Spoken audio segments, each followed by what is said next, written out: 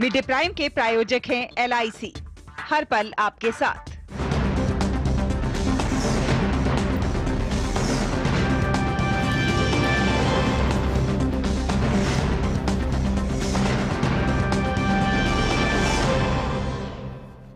नमस्कार, स्वागत है आप सभी का डीडी न्यूज पर। आप देख रहे हैं मिड डे प्राइम। मैं हूं ऋतु वर्मा। अगले 1 घंटे में हम बात करेंगे देश भर की बड़ी खबरों की। बताएंगे कि दुनिया भर में कौन कौन सी खबरों पर है सबकी नजर, क्या चल रहा है खेल और अर्थ जगत में, और कुछ झलकियां फिल्म, कला, संस्कृति के क्षेत्र से। लेकिन सबसे पहले अभी तक की बड़ी खबरें। वंदे मातरम का मतलब संकल्पों की सिद्धि, हर कालखंड में है प्रासंगिक। वंदे मातरम की 150वीं वर्षगांठ पर बोले पीएम मोदी। स्मरणोत्सव का किया शुभारंभ, स्मारक डाक टिकट और सिक्का भी किया जारी।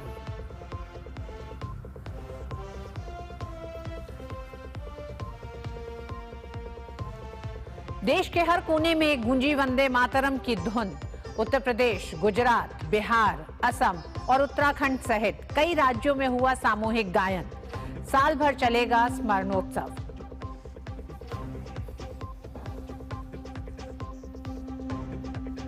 बिहार में दूसरे चरण के लिए तेज हुआ चुनाव प्रचार। बीजेपी के दिग्गजों ने प्रचार अभियान को दी धार। पीएम मोदी की औरंगाबाद और भभुआ में रैली। जमुई में अमित शाह ने भरी हुंकार।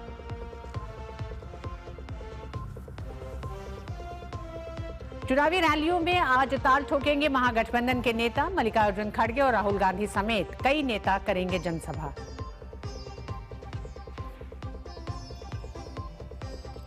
और भारत के साथ ट्रेड डील पर अमेरिकी राष्ट्रपति डोनाल्ड ट्रंप का बयान। अच्छी चल रही है बातचीत। पीएम मोदी को बताया दोस्त, कहा जल्द करेंगे भारत यात्रा।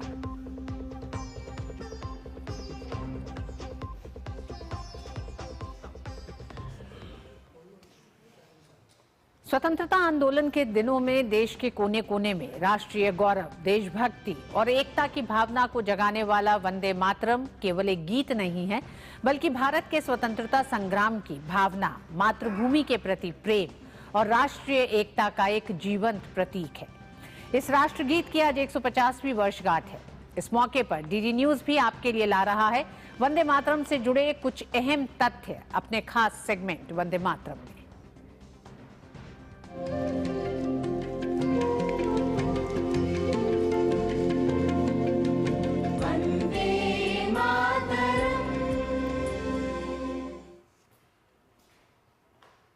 प्रधानमंत्री नरेंद्र मोदी ने राष्ट्रीय गीत वंदे मातरम के स्मरणोत्सव का उद्घाटन किया। नई दिल्ली के इंदिरा गांधी इंडोर स्टेडियम में स्मरणोत्सव का आयोजन हुआ। कार्यक्रम में वंदे मातरम का सामूहिक गायन किया गया। इस अवसर पर पीएम ने एक स्मारक डाक टिकट और सिक्का जारी किया। पीएम ने वंदे मातरम 150.in वेबसाइट की भी शुरुआत की। राष्ट्रीय गीत वंदे मातरम के 150 वर्ष पूरे होने के उपलक्ष्य में स्मरणोत्सव का आयोजन किया जा रहा है। ये उत्सव इस साल 7 नवंबर से अगले साल 7 नवंबर तक चलेगा। वंदे मातरम गीत बंकिम चंद्र चटर्जी ने 7 नवंबर 1875 को लिखा था। कार्यक्रम में अपने संबोधन में प्रधानमंत्री नरेंद्र मोदी ने कहा कि वंदे मातरम गीत ने अमरत्व को प्राप्त कर लिया है। ये गीत हर दौर में प्रासंगिक है। वंदे मातरम हर दौर में, हर कालखंड में प्रासंगिक है। इसने अमरता को प्राप्त किया है। वंदे मातरम की पहली पंक्ति है, सुजलाम सुफलाम मलयज शीतलाम सस्य श्यामलाम मातरम, अर्थात प्रकृति के दिव्य वरदान से सुशोभित हमारी सुजलाम सुफलाम मातृभूमि को नमन। साथियों, यही तो भारत की हजारों साल पुरानी पहचान रही है। यहां की नदियां, यहां के पहाड़, यहां के वन, वृक्ष और यहां की उपजाऊ मिट्टी, ये धरती हमेशा सोना उगलने की ताकत रखती है। सदियों तक दुनिया भारत की समृद्धि की कहानियां सुनती रही थी। प्रधानमंत्री ने कहा कि भारत दूसरों की तरह देश को एक जियोपॉलिटिकल एंटिटी नहीं बल्कि मां मानता है। उन्होंने कहा कि भारत की महिलाओं ने राष्ट्र निर्माण में हमेशा अहम भूमिका निभाई है। राष्ट्र को एक जियोपॉलिटिकल एंटिटी मानने वालों के लिए राष्ट्र को मां मानने का विचार हैरानी भरा हो सकता है, लेकिन भारत अलग है। भारत में मां जननी भी है और मां पालनहारिणी भी है। अगर संतान पर संकट आ जाए तो मां संहारकारिणी भी है। राष्ट्र को मां और मां को शक्ति स्वरूपा नारी मानने का ये विचार, इसका एक प्रभाव ये भी हुआ कि हमारे स्वतंत्रता संग्राम स्त्री पुरुष सबकी भागीदारी का संकल्प बन गया। हम फिर ऐसे भारत का सपना देख पाए जिसमें महिला शक्ति राष्ट्र निर्माण में सबसे आगे खड़ी दिखाई देगी। प्रधानमंत्री नरेंद्र मोदी ने कहा कि 1937 में वंदे मातरम गीत के पदों को विभाजन कर दिया गया था। गीत के विभाजन ने कहीं ना कहीं देश के विभाजन के बीज भी बो दिए थे। पीएम ने कहा कि आज भी देश में ऐसी विभाजनकारी शक्तियां मौजूद हैं जो देश के लिए चुनौती बनी हुई हैं। आजादी की लड़ाई में वंदे मातरम की भावना ने पूरे राष्ट्र को प्रकाशित किया था, लेकिन दुर्भाग्य से 1937 में वंदे मातरम के महत्वपूर्ण पदों को, उसकी आत्मा के एक हिस्से को अलग कर दिया गया था। वंदे मातरम को तोड़ दिया गया था, उसके टुकड़े किए गए थे। वंदे मातरम के इस विभाजन ने देश के विभाजन के बीज भी बो दिए थे। राष्ट्र निर्माण का ये महामंत्र, इसके साथ ये अन्याय क्यों हुआ, ये आज की पीढ़ी को भी जानना जरूरी है, क्योंकि वही विभाजनकारी सोच देश के लिए आज भी चुनौती बनी हुई है। प्रधानमंत्री नरेंद्र मोदी ने राष्ट्रीय गीत वंदे मातरम के स्मरणोत्सव कार्यक्रम में आयोजित प्रदर्शनी का भी अवलोकन किया। प्रदर्शनी वंदे मातरम गीत के गौरवशाली इतिहास को प्रदर्शित करती है।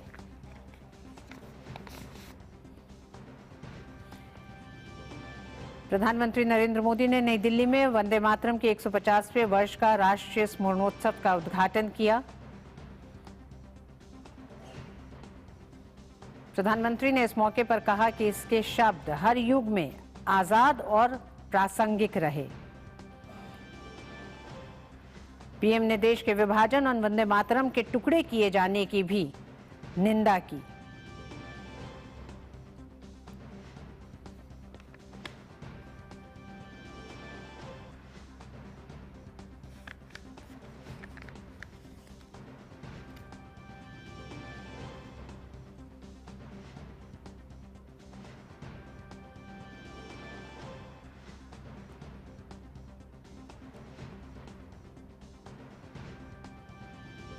महान राष्ट्रभक्त बंकिम चंद्र चटर्जी ने 7 नवंबर 1875 को अक्षय नवमी के दिन देशभक्ति गीत वंदे मातरम की रचना की।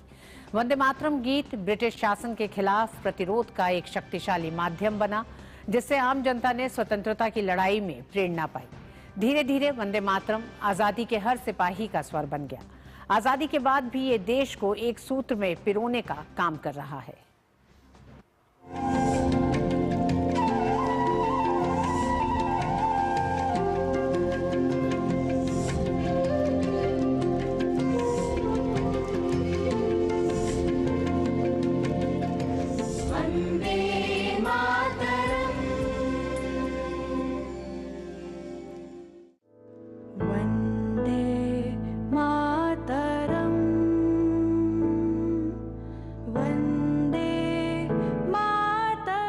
आज से 150 साल पहले महान बांग्ला साहित्यकार और राष्ट्रप्रेमी बंकिम चंद्र चटर्जी द्वारा लिखा गया वंदे मातरम गीत आजादी के संघर्ष के दिनों में न केवल भारत के स्वतंत्रता संग्राम का प्रतीक बन गया, बल्कि करोड़ों देशवासियों में देशभक्ति के प्राण भी फूंके।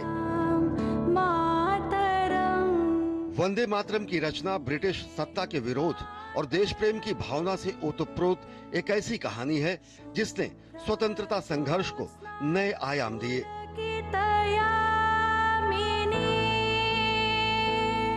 इस गीत की रचना की पृष्ठभूमि 1870 के दशक में बंगाल के भीषण अकाल, अंग्रेजी कुशासन और जमींदारों के शोषण से मर रही जनता को जागृत करने के लिए उठे सन्यासी विद्रोह पर आधारित था।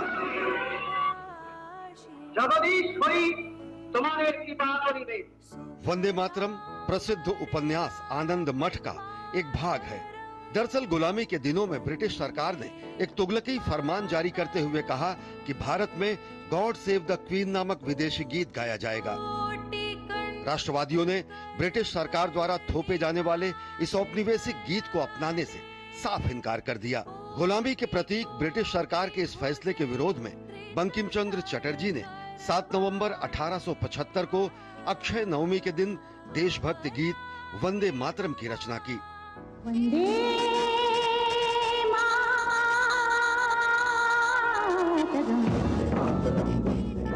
दरअसल उस समय भारत में बड़े पैमाने पर सामाजिक, सांस्कृतिक और राजनीतिक परिवर्तन हो रहा था और राष्ट्रीय पहचान और विदेशी शासन के प्रति प्रतिरोध की भावना काफी प्रबल हो रही थी। ऐसे में वंदे मातरम गीत ने माँ भारती को शक्ति, समृद्धि और दिव्यता के प्रतीक के रूप में प्रस्तुत किया और भारत की एकता और आत्मसम्मान की भावना को जागृत करते हुए उसे एक काव्यात्मक स्वरूप दिया।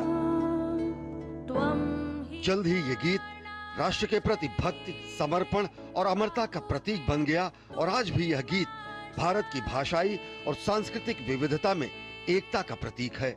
वंदे मातरम गीत आजादी के हर सिपाही का स्वर बन गया। क्या क्रांतिकारी और क्या अहिंसा के पुजारी सभी इसका उद्घोष करते थे और समय के साथ संस्कृत के दो शब्द वंदे और मातरम ने पूरे भारत और भारतीय भाषाओं को एकता के सूत्र में बांध दिया। स्वतंत्रता संग्राम के दिनों में विष्णु दिगंबर पुलस्कर वंदे मातरम को हर कांग्रेस अधिवेशन में गाते थे। एक बार तो मोहम्मद अली जब उन्हें रोकने की कोशिश की तो उन्होंने मोहम्मद अली की बातों को नकारते हुए इसे गाया।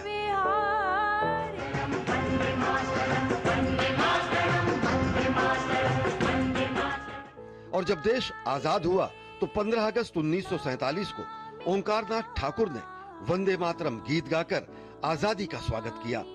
आजादी का प्रतीक और हमारे स्वतंत्रता संघर्ष की निशानी इस राष्ट्रीय गीत का अनेक भाषाओं में अनुवाद किया गया। प्रख्यात लेखक, कवि और स्वतंत्रता सेनानी सुब्रमण्यम भारती ने इसका तमिल में अनुवाद किया। स्वर कोकिला लता मंगेशकर ने कन्नड़ भाषा में वंदे मातरम की शानदार प्रस्तुति दी है। स्वतंत्रता की 50वीं वर्षगांठ के अवसर पर स्वस्थ न होने के बावजूद पंडित भीमसेन जोशी ने संसद भवन के सेंट्रल हॉल में खड़े होकर वंदे मातरम गीत गाया।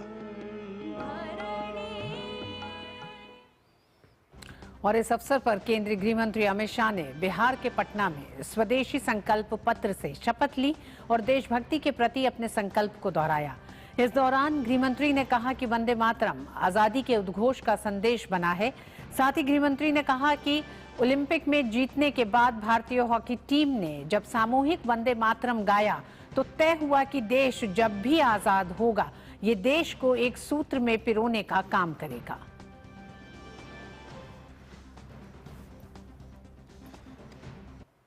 वंदे मातरम एक प्रकार से आनंद मठ नवलिका का एक हिस्सा है। वंदे मातरम ये बाद में आजादी के आंदोलन का उद्घोष बना। 1936 में बर्लिन ओलंपिक की फाइनल के पहले अपनी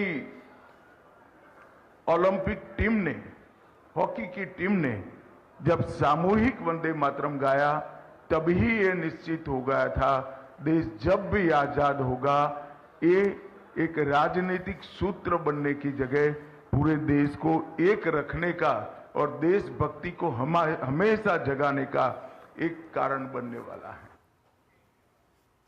उत्तर प्रदेश के मुख्यमंत्री योगी आदित्यनाथ ने राष्ट्रीय गीत वंदे मातरम के 150 वर्ष पूरे होने के उपलक्ष्य में आयोजित एक कार्यक्रम में कहा, वंदे मातरम गीत आजादी के आंदोलन का हिस्सा बना। ये एक ऐसा मंत्र बन गया जिसने पूरे देश को एकता के सूत्र में बांध दिया, जिससे एक व्यक्ति जाति, पंथ और धर्म से ऊपर उठकर अपने राष्ट्र के बारे में सोच सके। असम के मुख्यमंत्री हेमंता बिस्व शर्मा राष्ट्रीय गीत वंदे मातरम के 150 वर्ष पूरे होने के उपलक्ष्य में गुवाहाटी के जनता भवन में विशेष कार्यक्रम में शामिल हुए। इस दौरान वंदे मातरम के पूर्ण संस्करण का सामूहिक गायन हुआ। ओडिशा के मुख्यमंत्री मोहन चरण मांझी ने भुवनेश्वर के लोक सेवा भवन में वंदे मातरम के सामूहिक गायन में भाग लिया। राष्ट्रगीत वंदे मातरम के 150 वर्ष पूरे होने के अवसर पर पूरे देश में विशेष कार्यक्रम आयोजित किए जा रहे हैं। इस कार्यक्रम में गोवा के मुख्यमंत्री प्रमोद सावंत भी शामिल हुए। इस अवसर पर राज्य मंत्री श्रीपद येसो नायक ने देशवासियों को शुभकामनाएं दी और राष्ट्रगीत के ऐतिहासिक महत्व पर प्रकाश डाला। राजस्थान के उदयपुर में राष्ट्रीय गीत वंदे मातरम के 150 वर्ष पूरे होने के अवसर पर विशेष कार्यक्रम आयोजित किया गया। इसमें शामिल सभी लोगों ने वंदे मातरम का सामूहिक गायन किया। हरियाणा के मुख्यमंत्री नायब सिंह सैनी अंबाला में वंदे मातरम की 150वीं वर्षगांठ पर आयोजित सामूहिक गायन में शामिल हुए। देश भर में वंदे मातरम की 150वीं वर्षगांठ को अलग अलग हिस्सों में मनाया जा रहा है। राष्ट्रीय गीत वंदे मातरम की 150वीं वर्षगांठ पर गुजरात के कच्छ में कार्यक्रम का आयोजन किया गया, जिसमें गुजरात के उप मुख्यमंत्री हर्ष सांघवी ने बीएसएफ जवानों के साथ राष्ट्रीय ध्वज फहराया। और 150वीं वर्षगांठ वंदे मातरम की प्रासंगिक है। वंदे मातरम आज भी भारत की आत्मा है, लेकिन कुछ ऐसे बड़े संकेत प्रधानमंत्री ने अपने संबोधन में इस मौके पर दिए, जिसमें उन्होंने जिक्र 1937 का भी किया, जब वंदे मातरम की आत्मा को तोड़ा गया। हमारे साथ इस समय इतिहासकार डॉक्टर हीरामन तिवारी मौजूद हैं, professor Indian culture and history JNU से। बहुत बहुत स्वागत है डॉक्टर साहब आपका। प्रोफेसर साहब, सबसे पहले तो हम यही चाहेंगे, क्योंकि जिस तरह से प्रधानमंत्री ने कहा और हम जानते हैं वंदे मातरम भारत की आत्मा है, इस आत्मा में निहित है भारत का संघर्ष आजादी के खिलाफ, भारत की भाषीय विविधता, भारत की सांस्कृतिक विविधता, ये सब कुछ दर्शाता है वंदे मातरम। लेकिन इस मंच पे 150वीं वर्षगांठ के मौके पर प्रधानमंत्री ने जब 1937 का जिक्र किया और उन्होंने कहा कि आज के युवाओं को जानना चाहिए कि 1937 में आखिर क्यों उस वंदे मातरम को छिन्न भिन्न तोड़ा गया, उसकी आत्मा को तोड़ा गया, क्या कारण रहे हैं और क्या कारण है प्रधानमंत्री का 150वीं वर्षगांठ पे देश को ये याद दिलाने का? नमस्कार, बहुत बहुत धन्यवाद और आपको भी वंदे मातरम की 150वीं वर्षगांठ पर बहुत बहुत बधाई। प्रधानमंत्री ने बिल्कुल मर्म की बात कही। इतिहास का जो मर्म होता है वो जिस प्रकार से वंदे मातरम, जैसा कि आप अपने रिपोर्ट में बताया, आप भी बता रही हैं, प्रधानमंत्री ने कहा कि जब इसका गायन किया जाता था, इसका उपयोग स्वतंत्रता के लिए, भारत की स्वाधीनता के लिए इस प्रकार से प्रयोग किया गया था, चाहे वो बूढ़ा हो, बच्चा हो, महिला हो, किसी भी आयु का हो, वंदे मातरम गाते ही सभी ओजस्वी हो जाते। इसलिए इसको तमाम प्रयास किए गए कि इसको रोका जाए।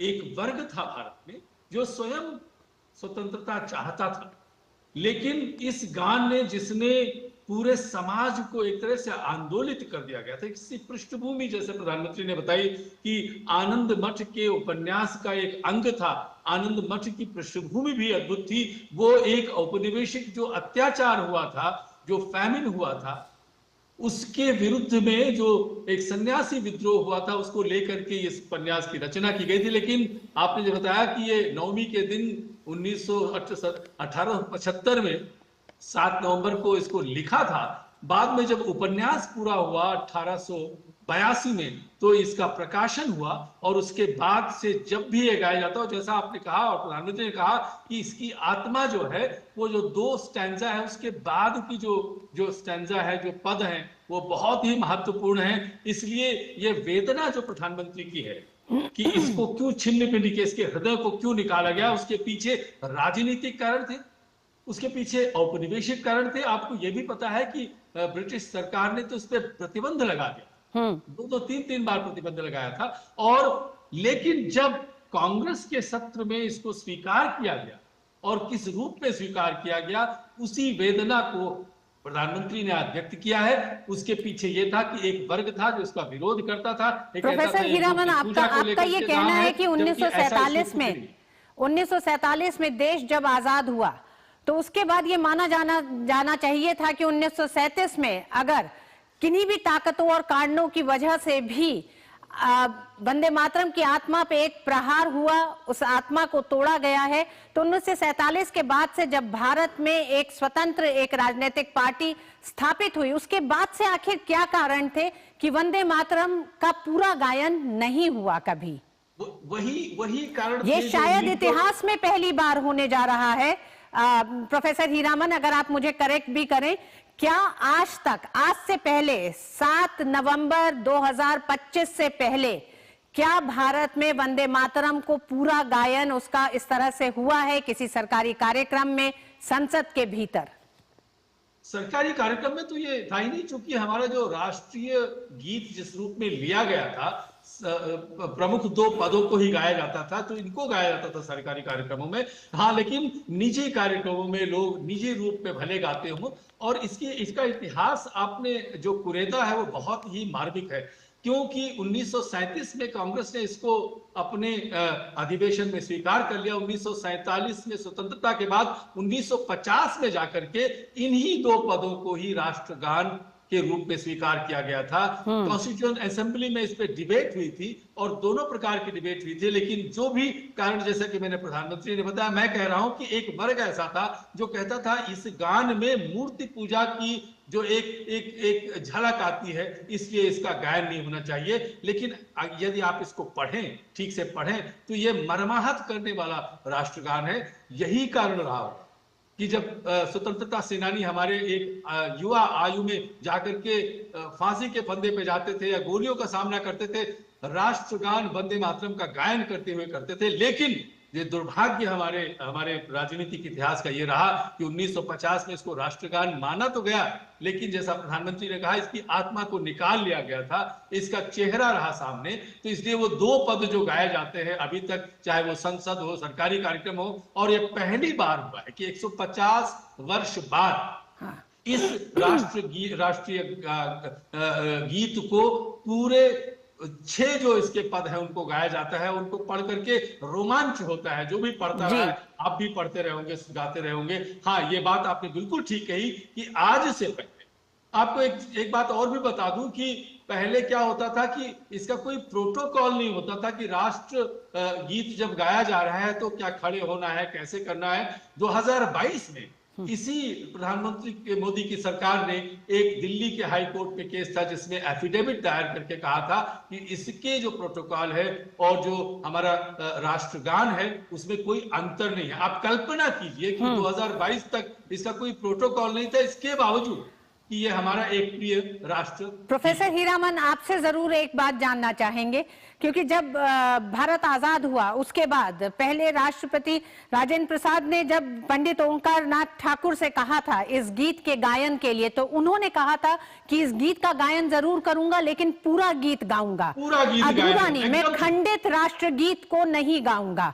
ये उनकी एक तरह से एक शर्त थी इस गीत के गायन के लिए, और इस शर्त को माना गया। उन्होंने पूरा गीत गाया, पूरा गीत गाने के बाद आकाशवाणी में प्रसारित भी हुआ। लेकिन फिर क्या वजह है कि 1950 से वो कौन सी ताकतें रहीं? प्रोफेसर हीरामन, आपसे भी जानना चाहेंगे वो क्या ताकतें हैं जिसकी तरफ इशारा प्रधानमंत्री कर रहे हैं, क्योंकि प्रधानमंत्री ने बहुत साफ कहा कि वो विभाजनकारी ताकतें आज भी हैं, आज भी भारत को नुकसान पहुंचाने के लिए वो काम कर रही हैं। जिन शक्तियों की हम और आप परिकल्पना कर रहे हैं वो बहुत ही स्पष्ट है। एक मुस्लिम समुदाय का एक वर्ग था, सशक्त वर्ग था, जिसको बाद में वोट बैंक के नाम से जाने लगा।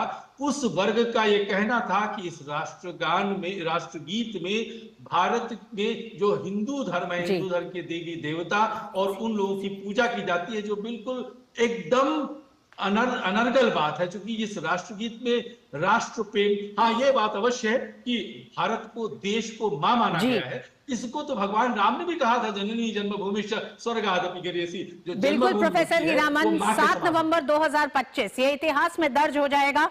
भारत का पूर्णतः। राष्ट्रगीत वंदे मातरम। उम्मीद की जा रही है कि आज उन 150वीं वर्षगांठ के बाद से अब ये देश में इस गीत का पूरा गायन होगा, जो 6 पद का वंदे मातरम का गीत है। बहुत बहुत धन्यवाद प्रोफेसर साहब हमारे साथ जुड़ने के लिए। International film festival of India 2025 पर प्रेस कॉन्फ्रेंस को संबोधित कर रहे हैं सूचना एवं प्रसारण राज्य मंत्री doctor L Murugan.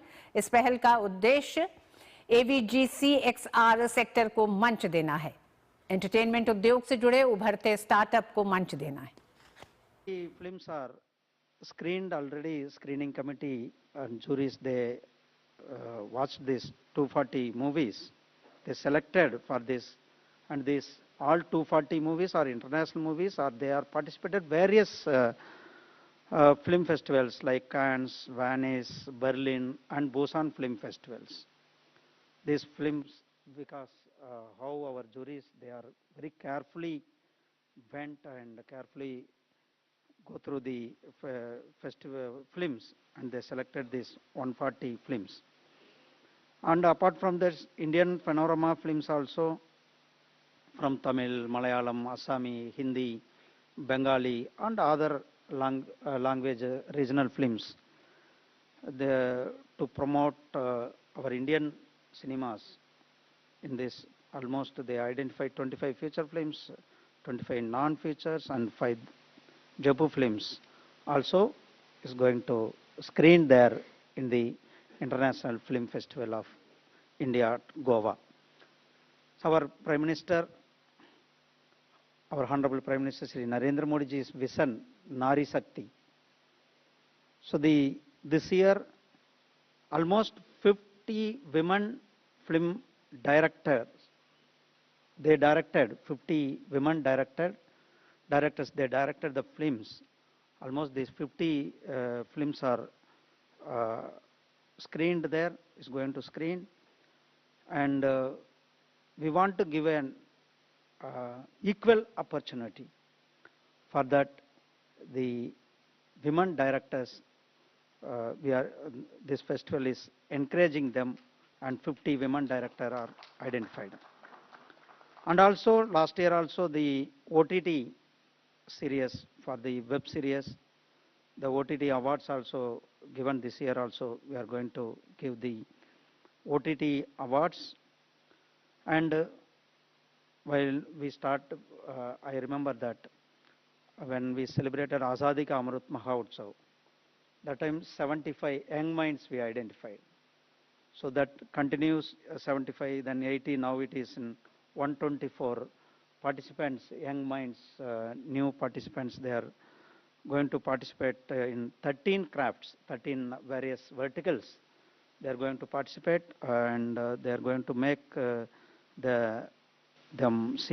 whatever cinema or documentary or reels. They are going to do in the field of screenwriting, editing, sound, production, design. Further new initiatives also they are going to take. And already our secretary and joint secretary, they had a detailed presentation before you.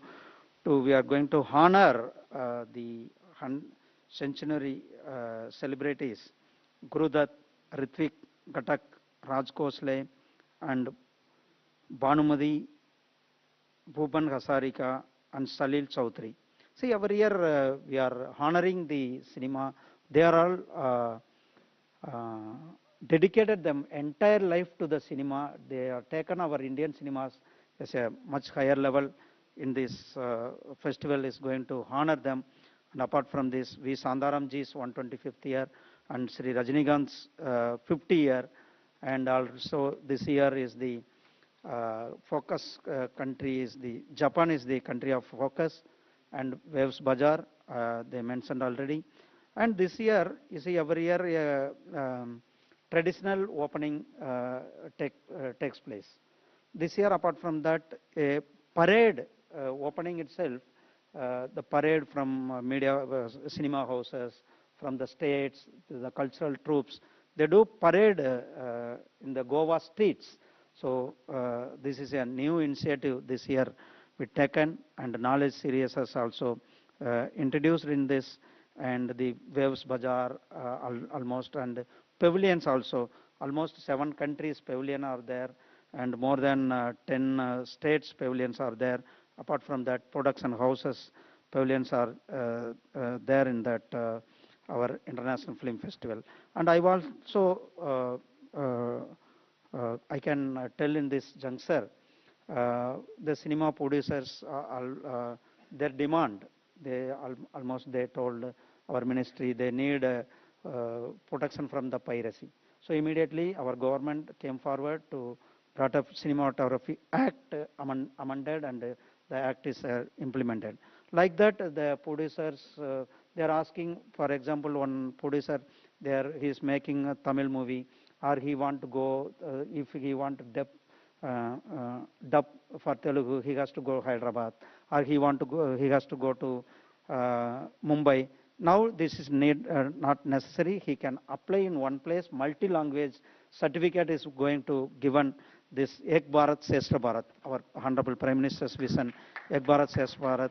Every year Kashi Tamil Sangamam, Saurashtra Tamil Sangamam is taking place in this Ek Bharat Shreshtha Bharat. In this Ek Bharat Shreshtha Bharat, our CBFC is going to give multi-language certificates in whatever the movie they produce in one language or various languages, they can get the multi-language certificates. So friends, every year we are meeting there in Goa, so I invite you all. We will gather in Goa, we celebrate the festival, and we take our Indian cinemas the global platform, and this festival is a bridge between the creators to the world.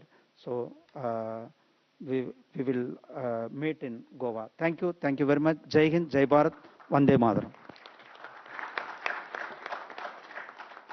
Thank you very much, sir. Thank you for the. इफ़ी की शुरुआत 20 नवंबर से होगी। सूचना प्रसारण राज्य मंत्री doctor L Murugan ने बताया कि 20 से 28 नवंबर तक इफ़ी का संस्करण रहेगा। विश्व सिनेमा को बढ़ावा देने के लिए इसका आयोजन किया जाता है। वक्त एक छोटे से ब्रेक का है।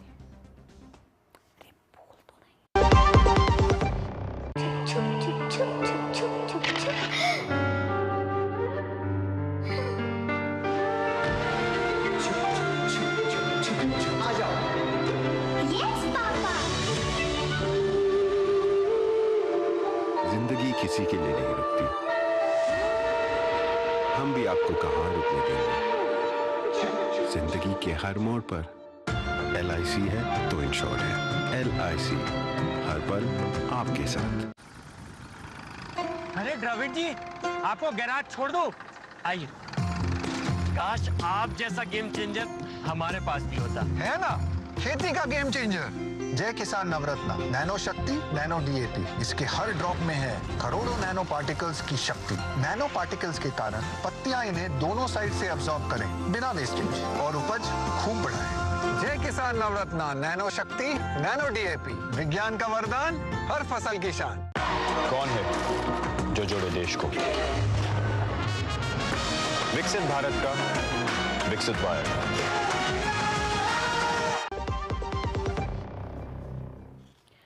बिहार विधानसभा चुनाव के दूसरे चरण के लिए दिग्गजों का प्रचार आज भी जारी है। प्रधानमंत्री और बीजेपी के वरिष्ठ नेता नरेंद्र मोदी आज बिहार में 2 स्थानों पर चुनावी रैली करेंगे। प्रधानमंत्री दोपहर 1:30 बजे के बाद औरंगाबाद में जनसभा करेंगे और जिले की गोह, ओबरा, नवीननगर, कुटुंबा, रफीगंज और औरंगाबाद विधानसभा सीट पर एनडीए के प्रत्याशियों के पक्ष में वोट मांगेंगे। इसके बाद लगभग 3:30 बजे भभुआ में उनकी जनसभा होगी। पीएम मोदी कैमूर जिले की भभुआ विधानसभा सीट के एनडीए उम्मीदवार के लिए प्रचार करेंगे। बिहार विधानसभा चुनाव के पहले फेज की वोटिंग के दौरान आदर्श आचार संहिता का उल्लंघन करने के आरोप में मनेर विधानसभा से आरजेडी प्रत्याशी भाई वीरेंद्र पर प्राथमिकी दर्ज की गई है। आरजेडी प्रत्याशी भाई वीरेंद्र पर पुलिस पदाधिकारी से झगड़ा करने और जाति सूचक शब्दों का इस्तेमाल करने के आरोप में यह कार्रवाई की गई है। दानापुर के एसडीपीओ अमरेंद्र कुमार झा ने बताया कि मतदान केंद्र पर हंगामा करना आदर्श आचार संहिता का उल्लंघन है, इसलिए प्राथमिकी दर्ज कर कानूनी कार्रवाई शुरू कर दी गई है। मनेर थाना अंतर्गत सहायक अवर निरीक्षक भरत तिवारी के द्वारा अपने कर्तव्य का निर्वहन किया जा रहा था। इसी दौरान एक वृद्ध महिला के द्वारा अपना पर्ची दिखाकर बूथ संख्या उनसे पूछा गया, जिस पर वो उसकी सहायता कर रहे थे। इसी बीच राष्ट्रीय जनता दल के प्रत्याशी भाई वीरेंद्र वहां पर आए और उक्त पुलिस पदाधिकारी से उलझ गए। उन्होंने उन्हें जला देने की धमकी दी, उनकी जाति का नाम लिया तथा एक दल विशेष के पक्ष में कार्य करने का आरोप लगाया। यह आचरण आदर्श चुनाव आचार संहिता का उल्लंघन है एवं एक संज्ञेय मामला है। अतः संबंधित पुलिस पदाधिकारी के लिखित आवेदन के आधार पर मनेर थाना कांड संख्या 823/2025 भाई वीरेंद्र के विरुद्ध प्राथमिकी दर्ज की गई है। पूर्व कांग्रेस नेता आचार्य प्रमोद कृष्णन ने राहुल गांधी पर निशाना साधा है। आचार्य प्रमोद कृष्णन ने कहा है कि राहुल गांधी देश को लूटना चाहते हैं, इसलिए वे हर चीज में चोरी का आरोप लगाते हैं। पूरी जिंदगी देश की संपदा को चोरी करते करते बीत गई, लूटते लूटते बीत गए।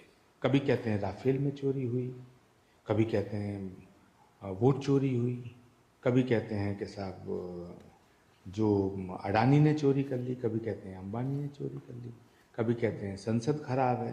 तो बेसिकली इनका जो विश्वास है वो भारतीय लोकतंत्र और भारत के संविधान में नहीं है, भारत की संसद में नहीं है, भारत की सर्वोच्च अदालत में नहीं है, सनातन में नहीं है। ये सनातन विरोधी लोग हैं। और बिहार के चुनाव पर और बात करने के लिए हमारे साथ जुड़ गए हैं कैमूर से निशांत राय और सीतामढ़ी से शैलेंद्र जुड़ रहे हैं। निशांत, सबसे पहले आप ही के पास आएंगे। प्रधानमंत्री की 2 बड़ी जनसभाएं हैं, औरंगाबाद में है। औरंगाबाद वो इलाका हुआ जहां 2020 में एनडीए के हाथ नहीं कुछ लगा, 6 सीटों पर एनडीए को एक तरह से शिकस्त मिली थी। ऐसे में औरंगाबाद और कैमूर दोनों ही इलाके किस तरह से इस चुनाव में अहम होने जा रहे हैं? प्रधानमंत्री नरेंद्र मोदी एक बदली रणनीति के साथ उतरेंगे चुनाव प्रचार के लिए, कैसे आप देखते हैं?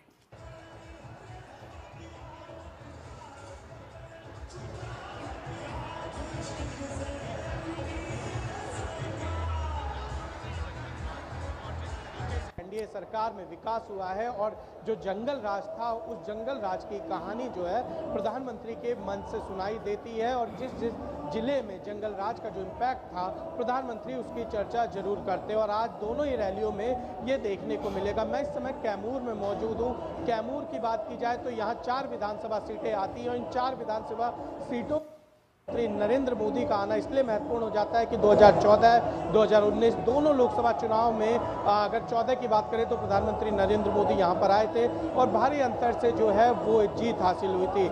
इसी तरीके से प्रधानमंत्री नरेंद्र मोदी 2015 विधानसभा चुनाव में आए थे, जो बबुआ और आसपास के विधानसभा हैं वहां पर बीजेपी और एनडीए को बड़ी बढ़त मिली थी। तो ऐसे में प्रधानमंत्री एक बार 2025 में भी यहाँ पर आ रहे हैं और ये कहा जा सकता है कि यहाँ एनडीए को इसका काफी फायदा होगा। सबसे बड़ी बात है कि प्रधानमंत्री नरेंद्र मोदी जिन क्षेत्रों में जाते हैं वहां कार्यकर्ताओं में एक मजबूत ऊर्जा का संचार होता है और एक तरीके से कहा जा सकता है कि बीजेपी समेत एनडीए इस बात को समझता है और जहां भी एनडीए को लगता है कि अगर कुछ अंतर का फासले को कम करना है तो प्रधानमंत्री नरेंद्र मोदी की अगर रैली होती है तो उसका फायदा एनडीए कैंडिडेट्स को काफी ज्यादा मिलता है। सबसे बड़ी बात है कि कल हमने जो वोटिंग पैटर्न देखा था उसमें बड़ी संख्याओं में महिलाओं ने वोट किया था और नीतीश कुमार बिहार में और प्रधानमंत्री नरेंद्र मोदी केंद्र में 2 ऐसे नेता जाने जाते हैं जो महिला सशक्तिकरण को लेकर जिन्होंने सबसे ज्यादा काम किया है। चाहे पंचायत में महिलाओं को आरक्षण देने की बात की जाए या नारी बंधन अधिनियम लाने की बात प्रधानमंत्री नरेंद्र मोदी के द्वारा की जाए, तो इन दोनों नेताओं की जो छवि है वो आधी आबादी पर बहुत ही ज्यादा इम्पैक्ट डालती है। और ऐसे में जब प्रधानमंत्री नरेंद्र मोदी कैमूर और औरंगाबाद में रैली में संबोधित करेंगे तो महिला सशक्तिकरण पर जरूर चर्चा होगी और इसका लाभ भी एनडीए को मिलता हुआ दिखाई देगा। जी निशांत, हमारे साथ शैलेंद्र भी सीतामढ़ी से बने हुए हैं। शैलेंद्र, दूसरे चरण का चुनाव प्रचार जारी है, सभी पार्टियों के राजनेता इस समय मौजूद हैं, प्रधानमंत्री गृहमंत्री की रैलियां हैं, साथ ही साथ महागठबंधन की अगर बात करें तो कौन कौन से बड़े नेता चुनावी मैदान में मौजूद हैं? इसी के साथ पहले चरण के वोटर टर्नआउट के बाद से किस तरह का उत्साह दिख रहा है दोनों ही गठबंधनों में? देखिए ऋतु, पहले चरण में बिहार में ऐतिहासिक रिकॉर्ड तोड़ मतदान देखने को मिला है, जो अब तक बिहार में कभी नहीं हुआ। राजनीतिक दलों के नेता उसको अपने अपने पक्ष में बता रहे हैं। आप समाचार पत्रों की सुर्खियां देखें तो सभी उस बढ़े हुए मतदान प्रतिशत को अपनी जीत से जोड़कर देख रहे हैं। हम दूसरे चरण में देख रहे हैं कि धुआंधार अब चुनाव प्रचार सभी राजनीतिक दलों की तरफ से हो रहा है। तेजस्वी यादव, राहुल गांधी और तमाम महागठबंधन के नेता वो एक तरफ तो चुनाव प्रचार कर ही रहे हैं, वहीं दूसरी तरफ प्रधानमंत्री नरेंद्र मोदी की अगुवाई में बीजेपी के तमाम शीर्ष नेता और जेडीयू गठबंधन के नेता, चाहे हम पार्टी के जितिन राम मांझी हो या फिर उपेंद्र कुशवाहा हो, चिराग पासवान हो, वो धुआंधार चुनाव प्रचार कर रहे हैं। इस वक्त मैं सीतामढ़ी में मौजूद हूँ, जहाँ पर जितिन राम मांझी की थोड़ी दूर पर एक जनसभा होने वाली है। इसके साथ ही साथ हम देख रहे हैं कि इस बार थोड़ी सी रणनीति ये है, जो हर चुनाव में हालांकि कमोबेश होती है, लेकिन महागठबंधन को भी ये पता है और एनडीए को भी पता है कि जो जीती हुई सीटें हैं उनको बचाना बहुत जरूरी है। यानी पिछले चुनाव में 2020 की विधानसभा चुनाव में जिन सीटों को पर जीत हासिल हुई थी उनको बचाते हुए कुछ और सीटें अगर खाते में आती हैं तो निश्चित तौर पर वो गठबंधन आराम से चुनाव जीतेगा। और यही वजह है कि एनडीए पूरी जोर लगा रहा है, जहां जहां पर उसने प्रदर्शन बेहतर किया था वहां पूरी ताकत लगा रहा है कि 2025 में उन सीटों को बचा पाए। उस लिहाज से हमने देखा है कि कई सीटों में बदलाव भी देखने को मिला है। सीतामढ़ी इसलिए बहुत चर्चा में रहा है ऋतु कि ठीक चुनाव के ऐलान से पहले हम जानते हैं कि माता सीता की जन्मस्थली को लेकर 900 करोड़ का एक बड़ा पैकेज उनके जन्मस्थली के विकास को लेकर, भव्य मंदिर को लेकर ऐलान किया गया। और उसके बाद बहुत राजनीति भी देखने को मिली, बहुत बयानों के तीर भी देखने को मिले। लेकिन जब सीतामढ़ी आप आए ऋतु, तो यहाँ पर हर कोई इस बात को मानता है कि नीतीश कुमार की अगुवाई में एनडीए सरकार ने बिजली, पानी, सड़क जैसे मोर्चों पर वो काम किया है जिस मामले में बिहार किसी दूसरे राज्य से अब पीछे नहीं है। बात अब इस बात की होती है कि शिक्षा का विस्तार हुआ, उसका गुणवत्ता कैसी है, क्या पैरामेडिकल कॉलेज है कि नहीं है, या फिर जो और सुविधाएं हैं वो कैसे बेहतर हो सकती है। तो निश्चित तौर पर यहाँ तक कि विरोधियों से भी हमने बात की, यानी जो महागठबंधन के समर्थक थे वो भी ये कहते हैं कि हाँ ये काम तो हुआ है लेकिन हमें रोजगार और चाहिए या फिर हमें फैक्ट्री और चाहिए। तो ये एक बहुत बड़ा नैरेटिव हम देखते हैं कि कमोबेश हर कोई ये मानता है कि कुछ मामलों में, चाहे बिजली हो, पानी हो, सड़क हो, उस मामले में अभूतपूर्व काम नीतीश कुमार की एनडीए सरकार ने किया है। और दूसरी बात बीजेपी की जो रणनीति दिखती है ऋतु, कि वो इस बात को बताना नहीं भूलती। जब मार्केट में हम देखते हैं कि चुनाव प्रचार उनके कार्यकर्ता करते हैं या फिर बड़े नेता आते हैं, कि क्या उसी बाजार में देर शाम तक बाजारें खुलती थी आज से 2 दशक पहले जब लालू प्रसाद यादव या फिर राबड़ी देवी का शासनकाल था। तो उससे भी याद दिलाया जा रहा है कि आप अगर विकास को देखते हैं तो वो दौर भी जरूर देखिए जब माताओं को ये चिंता होती थी कि बाजार अगर उनका बेटा गया है तो समय से वो वापस आ जाए। दुकानदारों को ये चिंता होती थी कि वो शाम के 5 बजे के बाद अपनी दुकान अगर खोलते हैं तो क्या वो सुरक्षित रहेंगे। तो ये भी एक बात एक तरह से बताने की कोशिश की जा रही है। इस बीच हम देख रहे हैं कि बयानों के तीर भी चल रहे हैं और बढ़े हुए मतदान प्रतिशत को हर कोई अपना बता रहा है कि वो उसकी जीत का है। लेकिन जो ट्रेंड बताते हैं कि एक नया जो फैक्टर उभरा है लाभार्थी वर्ग का, उसमें खासतौर पर जो महिलाएं हैं। बिल्कुल शैलेंद्र, राजनीतिक पार्टियों ने अपने ऐलान से और खासकर महिलाओं के संदर्भ में जिस तरह के वादे किए, जो ऐलान किए, उसने जरूर चुनाव को दिलचस्प बनाया है लेकिन रोचक तो बना दिया है। पहले चरण के मतदान के बाद महिला वोटरों ने इस पूरे चुनाव को, जिस बड़ी संख्या में महिलाएं निकली हैं पहले चरण में अपना वोट करने के लिए, दूसरे चरण में किस तरह से भागीदारी रहेगी महिलाओं की और क्या ये वोटर टर्नआउट इसी तरह से दूसरे चरण में भी दिखाई देगा, देखना दिलचस्प होगा। आज नजरें सिर्फ तमाम स्टार प्रचारकों की रैलियों पर है कि किस तरह के नए बयान अब चुनावी प्रचार में सामने आने वाले हैं। बहुत बहुत धन्यवाद निशांत आपका भी, शैलेंद्र आपका भी हमारे साथ जुड़ने के लिए। और मिड डे प्राइम में वक्त एक छोटे से ब्रेक का। क्या आपको है आकर्षक बचत विकल्पों की तलाश? LIC प्रस्तुत करता है नवजीवन श्री सिंगल प्रीमियम प्लान। एक मुश्त प्रीमियम राशि जमा करें, जीवन बीमा कवर का आनंद उठाएं, परिपक्वता पर गारंटीकृत निश्चित राशि प्राप्त करें, तरलता विकल्प भी उपलब्ध। अभी खरीदें। मौजूदा पॉलिसी धारकों के लिए आकर्षक छूट, नियम और शर्तें लागू।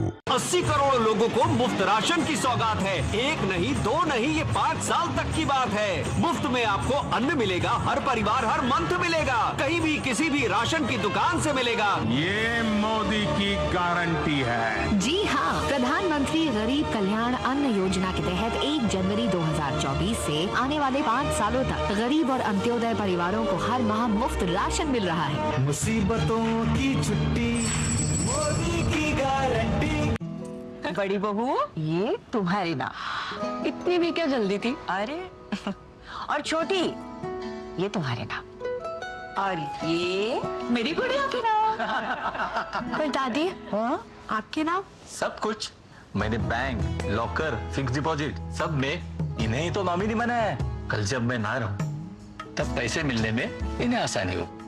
शुभ शुभ बोलो। क्या? आरबीआई कहता है जानकार बनिए, सतर्क रहिए। सुप्रीम कोर्ट ने सभी आवारा कुत्तों को शैक्षणिक संस्थानों, अस्पतालों, बस अड्डों और रेलवे स्टेशनों के परिसरों से हटाने के आदेश दिए हैं। कोर्ट ने यह भी स्पष्ट किया कि वैक्सीनेशन और स्टेरिलाइजेशन के बाद ऐसे कुत्तों को उसी क्षेत्र में वापस नहीं भेजा जाना चाहिए। इस संबंध में सभी राज्यों और केंद्र शासित प्रदेशों के साथ साथ राष्ट्रीय राजमार्ग प्राधिकरण और नगर निकायों को एक और कड़ा निर्देश जारी किया। उन्हें यह सुनिश्चित करने का निर्देश दिया गया है कि राष्ट्रीय राजमार्गों, राज्य राजमार्गों और अन्य सड़कों से आवारा पशुओं को हटाया जाए। सुप्रीम कोर्ट ने राज्यों और केंद्र शासित प्रदेशों को हाईवे पेट्रोलिंग गठित करने का भी आदेश दिया, जो सड़कों पर ऐसे मवेशियों को पकड़ेगा और उन्हें आश्रय गृहों में पहुंचाएगा। रियाद में आयोजित ग्लोबल हार्मनी इनिशिएटिव के दौरान भारतीय कलाकारों और सांस्कृतिक समूहों ने मनमोहक प्रस्तुति दी। डीडी न्यूज की संवाददाता मुनमुन भट्टाचार्य रियाद के सुवेदी पार्क से रिपोर्ट कर रही हैं। हमारे साथ भारत से आया हुआ एक कल्चरल ट्रूप है जो परफॉर्म करने जा रहा है ग्लोबल हार्मनी इनिशिएटिव में रियाद में। चलिए उनसे बात करते हैं। आप बताइए कि आप क्या परफॉर्मेंस करने वाले हैं? हम लोग है ना चंदा मेलम परफॉर्म कर रहे हैं। चंदा मेलम केरल का ट्रेडिशनल परकशन इंस्ट्रूमेंट है, वो हम परफॉर्म कर रहे हैं। हम लोग पूरा इधर काम कर रहे हैं, इंडिया से नहीं आया, हम लोग इधर काम कर रहे हैं, पार्ट टाइम इधर आ रहे हैं रियाद फेस्टिवल के लिए। लेकिन मूल तो आप इंडिया से ही हैं, मूल तरीके से? हाँ, इंडिया से जी, इंडिया केरला से हम लोग। कैसा लग रहा है यहाँ पर आपको परफॉर्म करके? बहुत अच्छा है, बहुत अच्छा है, बहुत अच्छा है। ये रियाद सीजन हमारा बिगेस्ट प्रोग्राम। कितनी तैयारी करनी पड़ती है इसके लिए? हम अच्छी तरह से प्रैक्टिस वगैरह करके और प्रैक्टिस करके इधर शो करके हम लोग करते हैं। हमारे साथ एक बच्ची भी है, आपका क्या रोल रहेगा? ये भी झंडा करते हैं, ये भी झंडा आता है। अच्छा, what is your role going to be here? She is also a performer, but she have age issue. After above 15 years only they can perform. She is also a good chanda performer. कैसा reception मिल रहा है? What is the kind of reception that you are getting from here? What is the kind of response? Are people really rooting for you? बहुत अच्छा है, हमको बहुत अच्छा response मिल रहा है। सब हमको भी वीडियो पकड़ रहे हैं, सब हाथ मिला रहे हैं, सब बहुत अच्छा है। और अब खबर खेल जगत से जुड़ी हुई, जिनके लिए हमारे साथ जुड़ गए हैं हमारे साथी सुचित्रा। जी सुचित्रा, खेल जगत से क्या बड़ी खबरें? शुक्रिया ऋतु। सबसे पहले बात करते हैं शीतल देवी की। पैरा तीरंदाज शीतल देवी ने जेद्दा में होने वाले आगामी एशिया कप स्टेज 3 के लिए देश की जूनियर टीम में जगह बनाकर इतिहास रच दिया है। शीतल सक्षम राष्ट्रीय टीम के लिए चयनित होने वाली पहली भारतीय पैरा एथलीट बन गई हैं। शीतल ने क्वालिफिकेशन दौर में 703 अंक हासिल किए, जो शीर्ष क्वालिफायर तेजल साल्वे के कुल अंक के बराबर ही स्कोर था। बात करते हैं अब शतरंज की। गोवा में चल रहे शतरंज विश्व कप में भारतीय ग्रैंड मास्टर विदित गुजराती का शानदार प्रदर्शन जारी है। विदित ने गुरुवार को तीसरे दौर में जगह बनाने में सफलता हासिल की। विदित ने अर्जेंटीना के 12 साल के खिलाड़ी फॉस्टिनो ओरो के मजबूत डिफेंस को तोड़ते हुए दूसरे रैपिड गेम में जीत हासिल की। वहीं प्रणव और प्रणेश भी अपने अपने प्रतिद्वंदियों को हराकर तीसरे दौर में पहुंचने में सफल रहे। प्रणव ने नॉर्वे के आर्यन तारी को हराया, जबकि प्रणेश ने जर्मनी के दिमित्री कोलार्स को मात दी।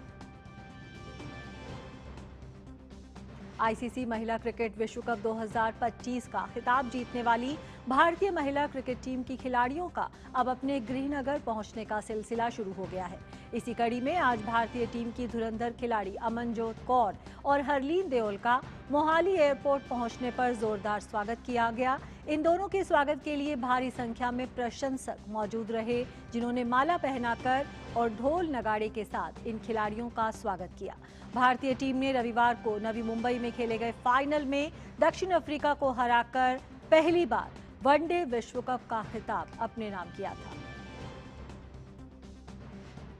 एटीपी फाइनल्स ग्रुप दौर के ड्रॉ सामने आ गए हैं, जहां एटीपी फाइनल्स में 7 बार के चैंपियन सर्बिया के नोवाक जोकोविच ग्रुप स्टेज में कार्लोस अल्कराज से भिड़ते हुए नजर आएंगे।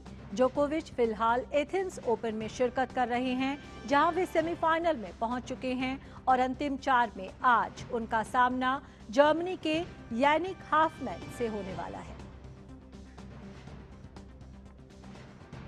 बेलारूस की अरीना साबालेंका ने WTA फाइनल्स में कोको गॉफ को हराकर अंतिम 4 में जगह बना ली है। आज सेमीफाइनल में साबालेंका का मुकाबला अमेरिका की अमांडा अनिसिमोवा से होगा। साबालेंका ने कोको गॉफ को 7-6, 6-2 से शिकस्त दी।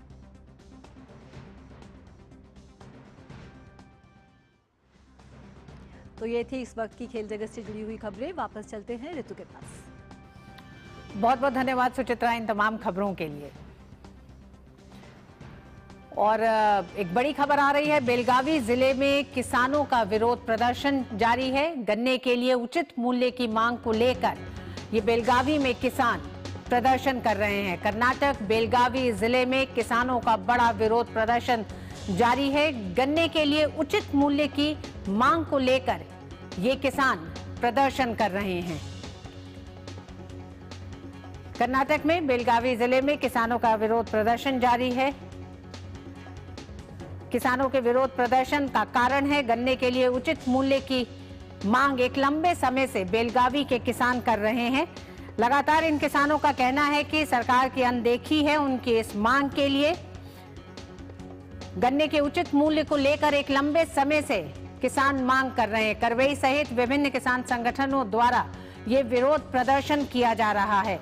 विरोध प्रदर्शन में कई किसान संगठन शामिल है। बेलगावी जिले में किसानों की एक लंबी मांग रही, एक लंबे समय से कर्नाटक सरकार से मांग कर रहे हैं। बेलगावी जिले में किसानों का विरोध प्रदर्शन जारी है। गन्ने के उचित मूल्य को लेकर ये विरोध प्रदर्शन लगातार किसान कर रहे हैं। सरकार की अनदेखी के कारण किसानों के लिए, किसानों के समर्थन मूल्य की घोषणा के लिए तेज हुआ संघर्ष।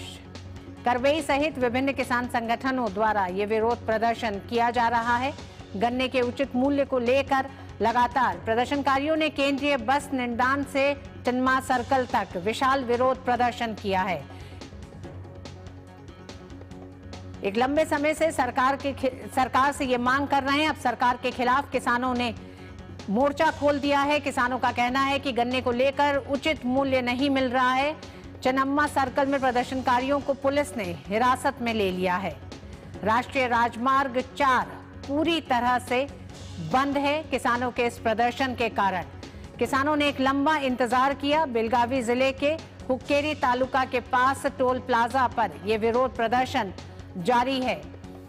बेलगावी जिले में किसानों का लंबे समय से ये मांग रही है और आज बेलगावी जिले में किसानों ने ये विरोध प्रदर्शन निकाला है। गन्ने के उचित मूल्य की मांग को लेकर ये प्रदर्शन किसान कर रहे हैं कर्नाटक बेलगावी में। और आइए एक बार फिर रुख करेंगे बिहार चुनाव का। प्रधानमंत्री इस समय औरंगाबाद में एक चुनावी जनसभा को संबोधित कर रहे हैं। बिहार के इतिहास का अब तक का सबसे अधिक मतदान हुआ है और इसमें हमारी माताएं बहनें सुबह से कतार लगा करके खड़ी हो गई और उन्होंने तो सारे रिकॉर्ड तोड़ दिए हैं। पहले चरण में करीब 65% वोटिंग हुई है। ये दिखाता है कि एनडीए सरकार की वापसी का मोर्चा खुद बिहार की जनता ने संभाला हुआ है, बिहार के नौजवानों ने संभाला है, बिहार की माताओं बहनों ने संभाला है, बिहार के किसान भाइयों ने संभाला है। साथियों, पहले चरण के मतदान से ये स्पष्ट है, बिहार के लोग अब किसी भी कीमत पर जंगल राज को लौटने देना नहीं चाहते।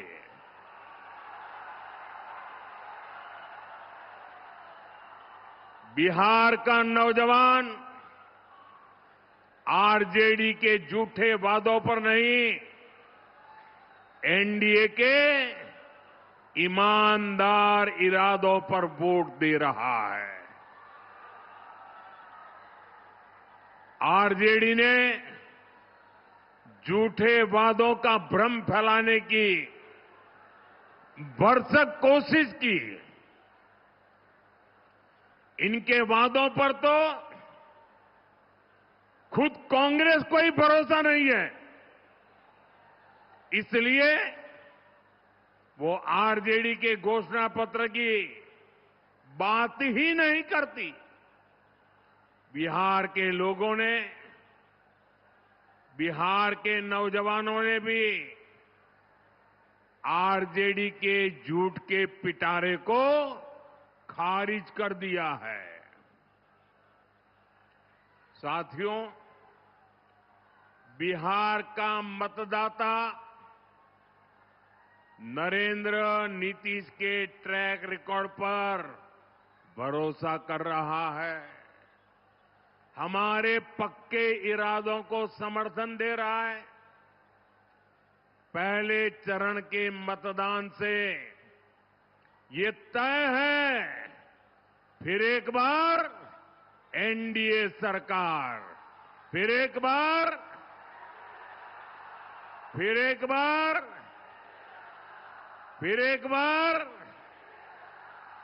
बिहार में फिर से सुशासन सरकार।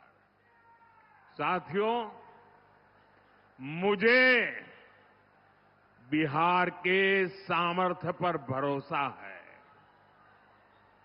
बिहार के पास मां गंगा का आशीर्वाद है। यहां इतनी उपजाऊ भूमि है, यहां इतने परिश्रमी लोग हैं। बिहार को समृद्ध बनाने का संकल्प सच हो सकता है। साथियों, आप याद रखिए, आपने जब यहां नीतीश जी को अवसर दिया तो उनके कार्यकाल के पहले 9 साल दिल्ली में आरजेडी कांग्रेस की सरकार थी। तब इन लोगों ने मिलकर दिल्ली में बैठे बैठे दिन रात एक ही काम किया, बिहार से बदला लेना। और वो लगातार बिहार के विकास में रोड़े अटकाते रहते थे, नीतीश जी को काम नहीं करने देते थे, बिहार का एक काम होने नहीं देते थे। 2014 में जब आपने मुझे सेवा का अवसर दिया, जब पहली बार बिहार में डबल इंजन की सरकार बनी, हमारी डबल इंजन की सरकार ने बिहार के विकास के लिए 3 गुना ज्यादा पैसे दिए। आज बिहार के हर इलाके में सड़कें बन रही हैं, लंबे लंबे पुल बन रहे हैं, रेलवे के ट्रैक बन रहे हैं, नए अस्पताल और नए कॉलेज बन रहे हैं। साथियों, अब एनडीए की डबल इंजन सरकार ने बिहार के उज्जवल भविष्य के लिए नए संकल्प लिए हैं। हमने अपने घोषणा पत्र में बताया है कि इन संकल्पों को सिद्धि का रास्ता क्या है, हम इसको कैसे करेंगे ये भी बताया है। अपनी घोषणाओं को हम कैसे पूरा करने वाले हैं। साथियों,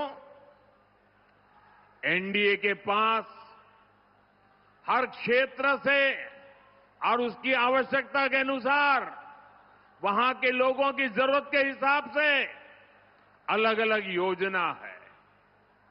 कहीं फूड प्रोसेसिंग से जुड़े उद्योग पर बल दिया जा रहा है, कहीं टूरिज्म का विकास हो रहा है, कहीं टेक्नोलॉजी से जुड़ी कंपनियों का विस्तार करने जा वाले हैं, वहीं मैन्युफैक्चरिंग से जुड़े उद्योगों को बढ़ावा दिया जा रहा है।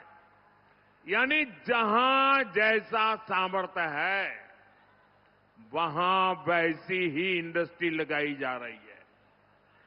जैसे मगध का हमारा एक क्षेत्र है, यहां हजारों एकड़ इलाके में उद्योगों का खाका खींचा गया है। इसके लिए बिजली, सड़क, रेल का नेटवर्क तेजी से बनाया जा रहा है। गया जी में बिहार का सबसे बड़ा इंडस्ट्रियल कॉरिडोर बन रहा है। प्रधानमंत्री नरेंद्र मोदी बिहार में दूसरे चरण के मतदान के लिए प्रचार अभियान में इस समय औरंगाबाद में चुनावी जनसभा को संबोधित करें, जहां उन्होंने कहा कि बिहार के लोग जंगल राज को लौटाना नहीं चाहते हैं। हवाला दिया पहले चरण के बम्पर वोटिंग का और साथ ही साथ उन्होंने गिनाए कि एनडीए ने पिछले सालों में किस तरह से बिहार की तस्वीर को बदला है। मिड डे प्राइम में आज बस इतना ही। मुझे दीजिए अनुमति। नमस्कार।